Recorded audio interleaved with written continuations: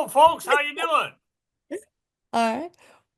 Welcome to Scientist to Go. This is Gotthard Janson. He's going to tell you a little bit about his research. So Goddard, go ahead and take it away and let us know about you and what you do. Okay, I'm Gotthard Janson, and I'm a contractor working for NASA, supporting NASA on the International Space Station. I work in an office that manages the software that makes everything work. All of the space station is a huge machine, and it has computers in it, it has communication equipment, it has air conditioning, and everything else to make humans comfortable. And all of that requires software, which are the instructions on how the machines are supposed to work. And that's the office I work in. Uh, I've been doing this work in space activities for about 60 years, and I enjoyed it tremendously. I spent a long, long time in the Air Force working on special satellites and programs. And now I'm supporting NASA's activities for the space station. And we're planning on going to the moon and to Mars. We need your help. You're just the right age that when you get a little older, you come join us and you can help go to Mars and do the things that we're planning. Here's a picture of me and one of my friends. His name is Robinot. He's a robot that we send outside of the space station to do things that we'd rather not have people get in danger about. He is a machine, and if a machine gets damaged, well, we can replace the machine. If a machine, if a person gets damaged by a flying asteroid or something, that's kind of hard to replace. So we like to use robots. But what I really want to talk about today was how many of you might be interested in going to the space.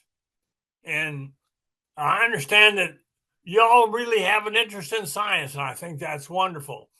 But I'm kind of curious if there's anybody in the room there that would like to go to space. Now, Ms. Kennedy is supposed to give me an idea of what your answers are because I can't see it today. You can So go ahead maybe and she put can tell answers me, in the chat. is there anybody raising their hand? So any questions that you hear, you may answer in the chat and I'll read them out.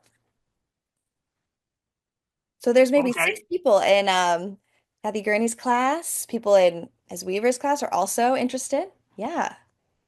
Okay. Well, if you go to space, well, let me back up a minute. What is the one thing that is you don't know anything about or you can't sense, and what is holding you in those chairs that you're sitting in? Well, it's called gravity. We can't grab onto it. It's not something that you can see, but we've got it all around us, and that's what holds us in our seats. But when you go to space, there isn't any. There's no gravity.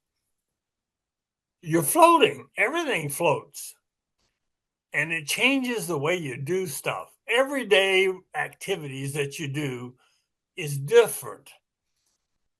From the time you wake up in the morning until you get ready for brush your teeth and maybe wash your face and then go have breakfast. And during the day, you study and then you have lunch. And then you get ready in the evening to go have some dinner, maybe. Then you go to bed. All those things are things you do every day. I mean, we just do. We're humans. But you go to space, they're all different. We have to do the same things, but we have to do them in a different fashion. And I'll give you an example. How many of you know how tall you are? Well, I am 5 foot 9.5 inches tall. You can see a picture of me with my hand over my head. I'm that tall because gravity is pushing on the top of my head and on my shoulders and pushing me down to a certain point, and then I stop. And that's how tall I am right there. Well, if you go into space, within about a week, your body says, wait a minute, there's no gravity up here. And all of your back muscles and your spine and your neck and your head and everything relaxes. They relax, and you will grow, literally grow 1.5 to 2 inches. You get taller. That's wonderful. Oh, you don't have any backaches and you really enjoy life until you decide you want to come home. And guess what's waiting? Good old gravity. And you'll be pushed back down to what your normal height is. So it doesn't hurt you, it's just different. You get up in the morning and you want to brush your teeth. Well, brushing your teeth is the same way. We have toothbrushes, we have toothpaste, and you brush away and brush away. But what do you do when you're at home and you want to finish brushing your teeth? You spit it all out into the sink and it goes down the sink. Well, remember, there's no up and there's no down because there's no gravity. So nothing will go down the sink. It won't go down anywhere. So you end up either putting what's in your mouth into a towel and you throw the towel away, or you swallow it. I mean, it hadn't hurt you. It's just different. If you want to have dinner, and most of us have meals, if you look next time you sit down and you want to have something to eat, look at your plate. Everything sticks to your plate except for liquid or dry rice. They will float off of the plate in space. I mean, it'll float everywhere. But everything else will stick to the plate. Now look at your food tonight and see if it doesn't stick to the plate. Well, it took us a while to figure that out. Hey, why are we making everything so complicated? Because some of our early ideas about food was it had to come out of a tube like toothpaste. Well, that didn't seem so good. And it was hard to make. So now we use plates and we use knife and fork just like you do at home. But we can't put liquid or dry rice on the plate because it floats. And since it floats, I want you to right now look around the room and look at the air. You can't see the air, can you? Or at least you're not supposed to. The air conditioning in the room makes the air nice and clean. And we have some fabulous air conditioning up in the space station. But remember, everything floats. So if you had rice and you have liquid, it's going to float up. And whatever is in the air up there is what you're breathing because it hasn't gone anywhere. It hadn't fallen down on the floor. Because right now, if you walk out into a lawn that has just been mowed, you might walk back into your classroom with cut grass on your bottom of your feet or sand or dirt on your shoes.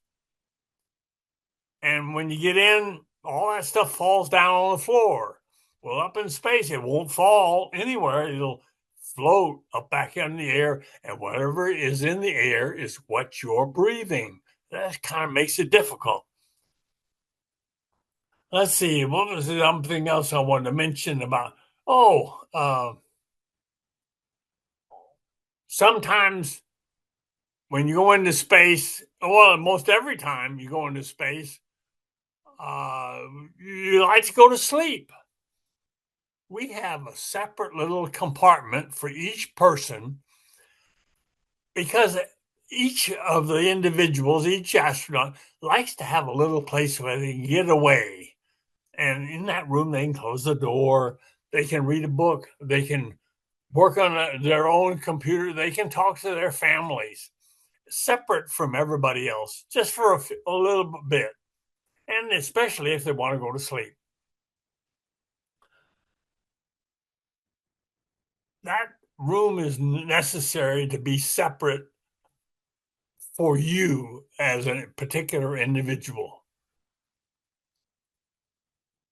But we also have to remember we'd like to go to sleep up there. We discovered a long time ago in our early space missions that people weren't going to sleep. We couldn't figure out why. Then somebody said, well, they're floating. Ever since you and I have been around, since we've been born, you've gotten used to sleeping either on your back or on your chest or on your side. Most everybody does. I do. You sleep on one side or the back or front. In space, you're floating. So they said, well, now how are we going to fix this? Inside each of their little separate compartments, their little bedrooms, they have a sleeping bag. You get in the sleeping bag, you zip it up, and the sleeping bag looks just like the one that you might buy at the store. But there is now a cord, a electric cord or elastic cord that holds you and the sleeping bag against the wall. And you can go to sleep now because you're on something. You're not sleeping just floating around. You're sleeping on the wall. Because remember, since you've been born, you slept on a bed. Well, if you take away the gravity, you're not sleeping on anything. But now in space, you are. We've learned also that over time, if you don't do something in the way of exercise, all those bones in your body get real weak. And that's a bad news for people who are going to do some work. And we send the astronauts to space to do work. And especially if we plan to go on Mars, that's a 7-month trip to go to Mars. And we hate to go all the way up there and not have anybody be able to stand up because they're so weak. So we have to have exercise systems. We got, oh, excuse me, somebody's calling me. But we've got 3 exercise systems on space station to keep them exercise healthy and to keep their bones strong. And one of them is a bicycle. Now, how many people ride bicycles or know how to bicycle? Most everybody does. But what's the one thing about a bicycle that you have? You have handlebars. Okay, we have a stationary bicycle up there for exercise. And that's wonderful. Great exercise. You got handlebar and you got stirrups to put your feet in and pedal away. The one thing we do not have in space is a seat. So now why do you have a seat down here? Well, gravity's pulling your bottom down and it has to sit on something. That's why you have a seat. Is the one we have in space, the bicycle we have in space, doesn't have a seat, doesn't need to. There's no gravity. Another exercise piece of equipment is like a barbell. It's a bar with weights on it, and you can pull up and down, pull up, and exercise the muscles in your arms. And it's not like picking up a barbell down here on Earth, because down here on Earth, when you pick it up, you're forcing your arms to work against gravity. Well, in space, if you did that, it just float up real fast. So we have elastic bands on the barbell down to the sides of the equipment that gives us some resistance when we pull up. That exercises their shoulders and back muscles and arms. And the third kind of equipment we have in the way of exercise is a treadmill.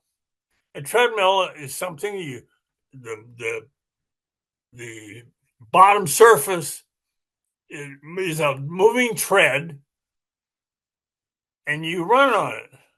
It's fabulous. It's a great exercise thing. You can get running like crazy, and I can show you a video in a few minutes of these people running. But a treadmill requires you to be on the tread. Well, down here on Earth, you don't have any problem with being on the tread because gravity is keeping your feet down on the surface as it moves. Well, since you're not on the tread, we had to think of something to keep our astronaut down there and being able to run. So we have a particular belt on them that goes from their waist down to the sides of the treadmill to hold them down on the tread, and then they can run. And one of our recent astronauts ran around the Earth in an hour and a half. That's pretty good running, isn't it? Thousands of miles at 17,000 miles an hour, ran around the Earth. That's pretty fast running. But it really wasn't. They were running inside the space station, and the space station was doing the going around the Earth. Goddard, we've got a couple more minutes before we take questions. Uh, No, okay. we've got a lot of good questions. Well, let's go ahead and ask the questions, and I'll see if I can answer them quickly. We've got 20 minutes for questions. We got tons of time for questions, but if you got anything else you want to say in your presentation, and then we'll start our questions. Well, let me see if I can stop the sharing of this picture and show a video. We can't hear her talking, but if you narrate for us, that would be awesome. Well, there's the tread, and you think that you and I think about the treadmill being on the floor. Well, it doesn't make any difference. It can be on the wall, it can be on the ceiling. It doesn't make any difference. There's no up and there's no down. And she's talking about the instrumentation on the machine, and it's going to tell her when to start and how long she's going to run and everything else.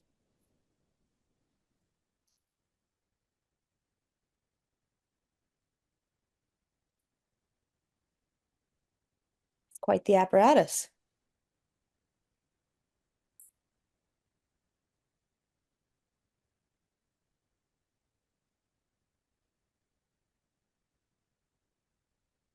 All right, I think we're hitting the end of our presentation time. Are you feeling ready to answer some questions?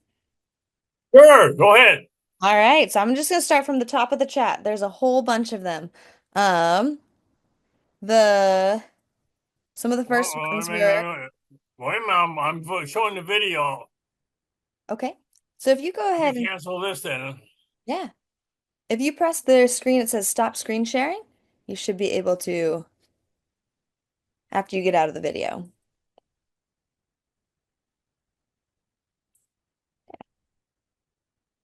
Nice, perfect. You're good. So I'm going to read out the questions to you from the chat and you can answer them. We may not get Very to all good, of very them. good. Go ahead. So any questions you don't get answered, we can email later. But we're going to give I'll you be as many happy as to I answer can. them. Yes, ma'am. So the first one I got was, does the International Space Station feel super big or super small? How does it feel to the astronauts who are there? Well, while they're in the space station, it's just a large facility, and while you're in it, you're in a big tube. And you know how big a football field is? Sure, you've seen them on TV, and perhaps you've got one around your school. The space station will fill up the size of a football field. It's that big. But when you're inside each part of it, you're in a tube.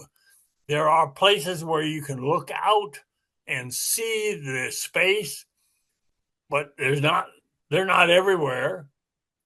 But Ooh, other than that, you're inside of a tube with a lot of computers and a lot of instrumentation. awesome. We have another question of how do you shower? Ah, some people like to uh, take a bath. We had some early astronauts. They were going to be up there a month. And we said, surely they're going to get a little stinky.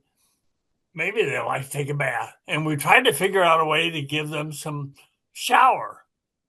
Well, what are the things that you and I think about when you take a shower or take a bath? When the water is going to run down on your body and it's going to run down and go down the drain, right? Well, in space, there's no up and there's no down. So all of the water just stays. And so we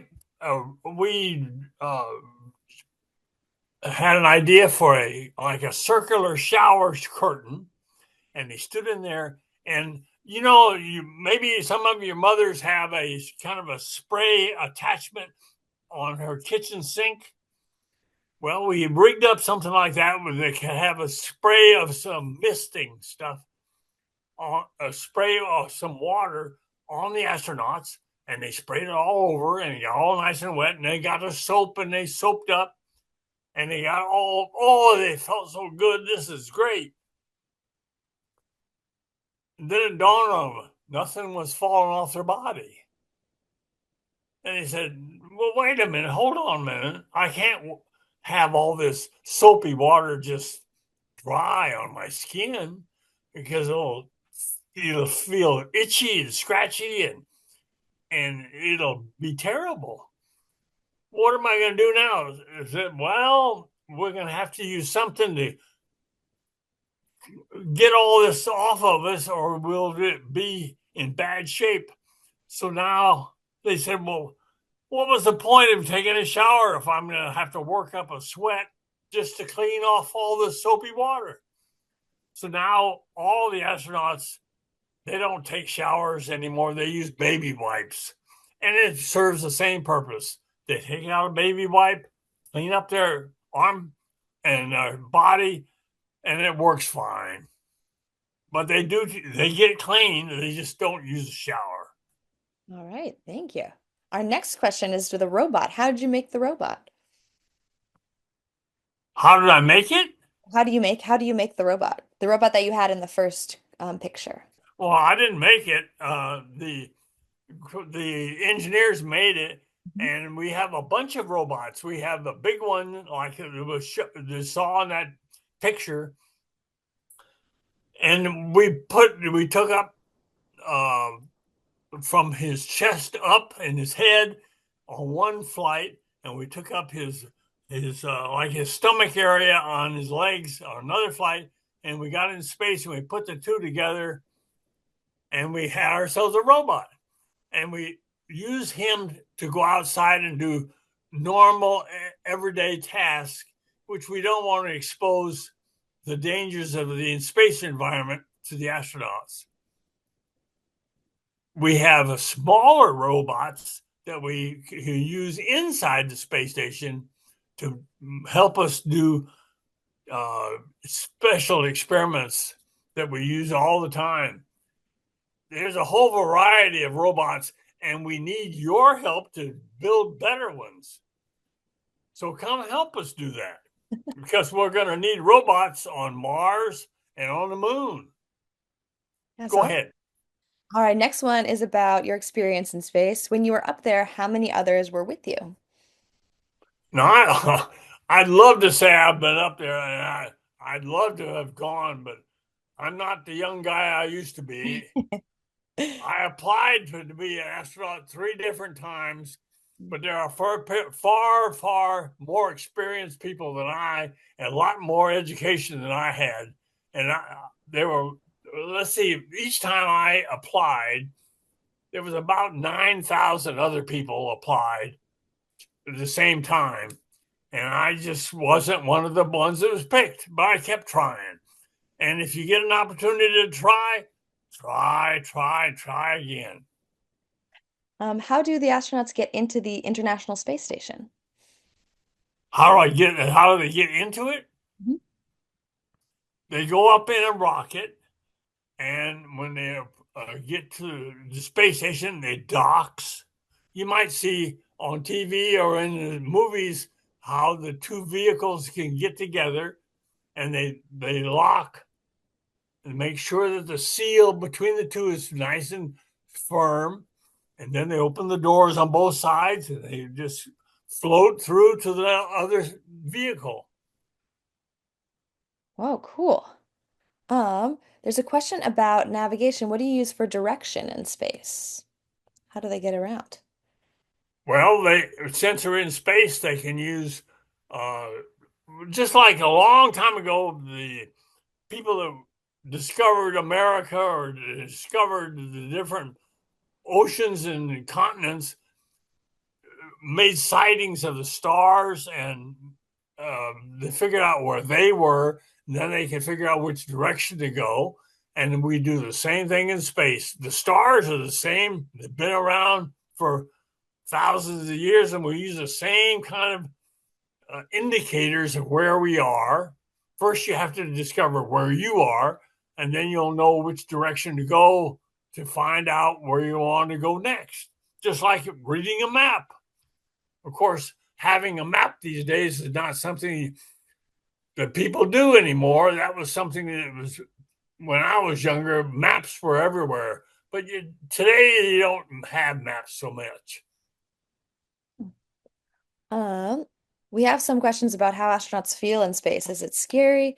Um, is it smelly? What would you do? Is it scary? If you go outside of the space, there's no air, and you're exposed to the sun's super heat. So it's scary in that it's very dangerous. That's why you have to have your spacesuit on, because inside the spacesuit you're going to have air, you're going to have a cooling capability to keep you nice and comfortable and not cook. And the sun's heat, the space is going to protect you from the super heat of the sun. But you have the ability when you're outside, even though it's dangerous, the ability to look around, see the horizon, look out into deep space to see stars. Uh, it's fantastic. Well, I understand. I've never been there, but the experience is fantastic. Awesome. We have a question about how things on the International Space Station get updated. So have they been updated and how does that work? Well, you have two things you got to update. You got to update the equipment, because equipment is just a bunch of machinery that gets tired and gets old. So we have to, if it is going to be a critical piece of equipment that has to be better, like we have a toilet on space, and if it stops working, well, you got people on board that have to go to the bathroom, and we have to take up the replacement parts to fix it. I mean, that's just part of nature. We have software that makes all the machinery work, and it gets old as well. And we have to send up new software to upgrade uh, the old stuff. And now all the machinery and the software works together. And we've been up there 25 years, and it keeps on working. Wonderful. We have a question of, are there games you can play on the International Space Station? What do Are they do? there any what? Games. What do the astronauts do for fun? Oh, they have all sorts of games. Now, I can imagine play tennis with a ping pong ball or something. It never falls. You can bat it back and forth, and it won't ever fall down because there's no gravity. It just keeps going back and forth. You can also play tennis with a ball of water. You can get your paddles, and they use hydroscopic paddles, like a ping pong paddle might look like. Well, these are special paddles that won't disturb water.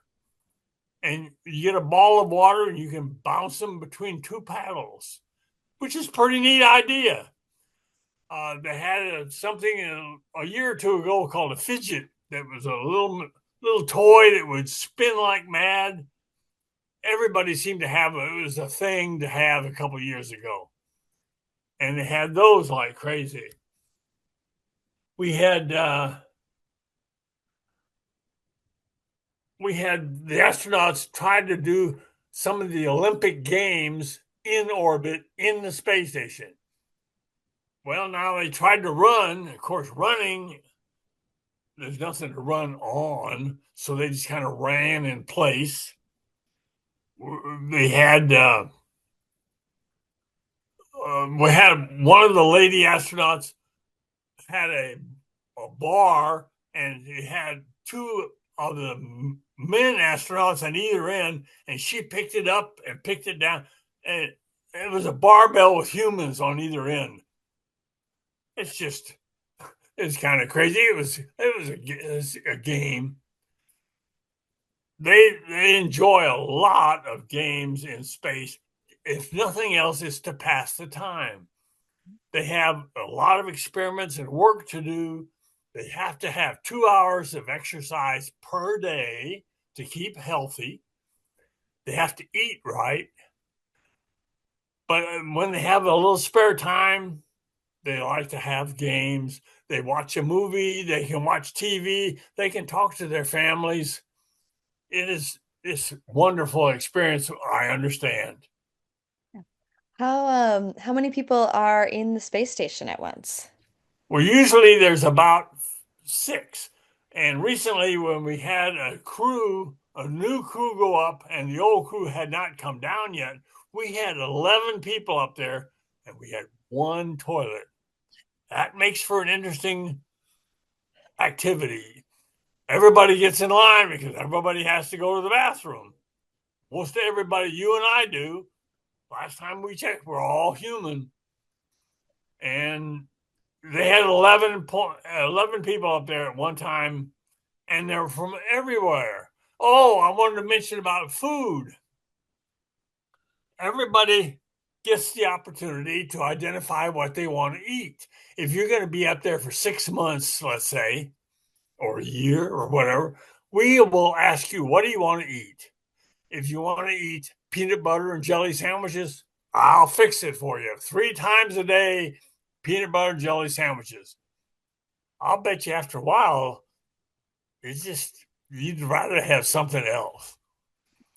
We also discovered something in space. Something happens to the taste buds on your tongue. We don't know why, but everything seems to taste like cardboard. And you eat enough cardboard, you're going to say, yeah, maybe I'll skip this meal because I don't want to eat any more cardboard. Well, we found a way to get around that feeling because we want the people to eat. Well, it's necessary to have to eat. It's necessary for you to eat. What we found out was that if we can provide them food with a little spice in it, that'll wake up all those little taste buds in their tongues and they want to eat. And so we tried to send up meals and salads and stuff that have some spices in it. And the people who have some spices are Mexican food and Japanese food.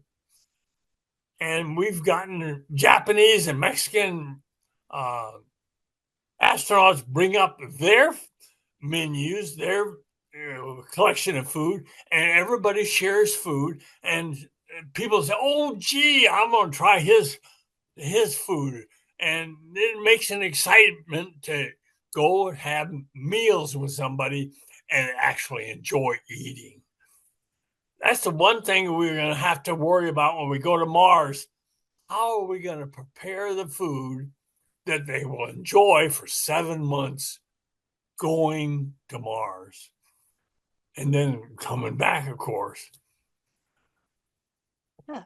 So we are nearing the end of our time, and I would just love to ask you one more question about what got you into space? What inspired you to do this work?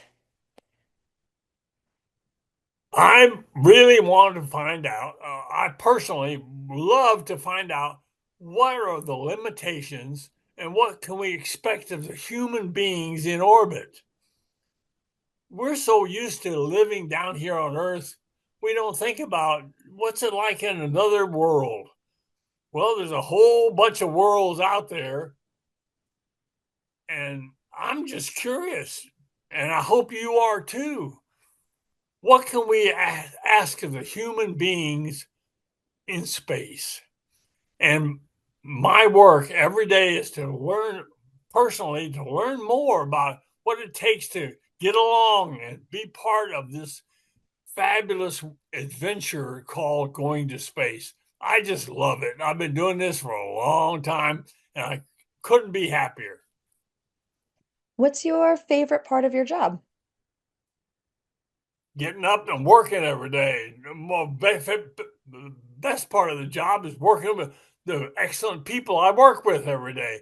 They're from all walks of life, all different levels of education, and I get to mentor, just like I'm talking to you. I mentor people all over the world, literally, uh, about what it's like to be in space and what is happening to the human body in space. Tomorrow, I'm talking to people in Thailand, and yesterday I talked to a whole classroom in England, all on the computer. Years ago, when I was a kid, there wasn't any such thing as a computer. The closest way to call anybody was on the phone. Now I'm able to talk to you right, and we're just crystal clear. I can see, well, if the camera was turned around, I can see your faces and you can see mine. It's a fabulous technology. Technology is just leaping forward. People say, gee, well, why aren't you building like in the movies? Well, a lot of the things in the movies have come true, but we don't have all of them yet. We haven't figured out how to do warp drive like they had in Star Trek or anything like that. We're getting there, but we haven't figured that out yet. But we need your help.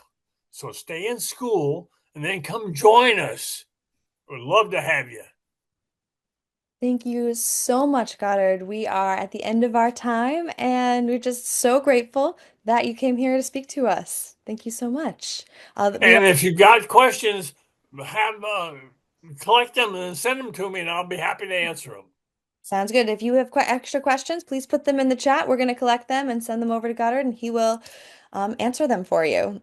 Thank you so much. Thank you so much. Thank you.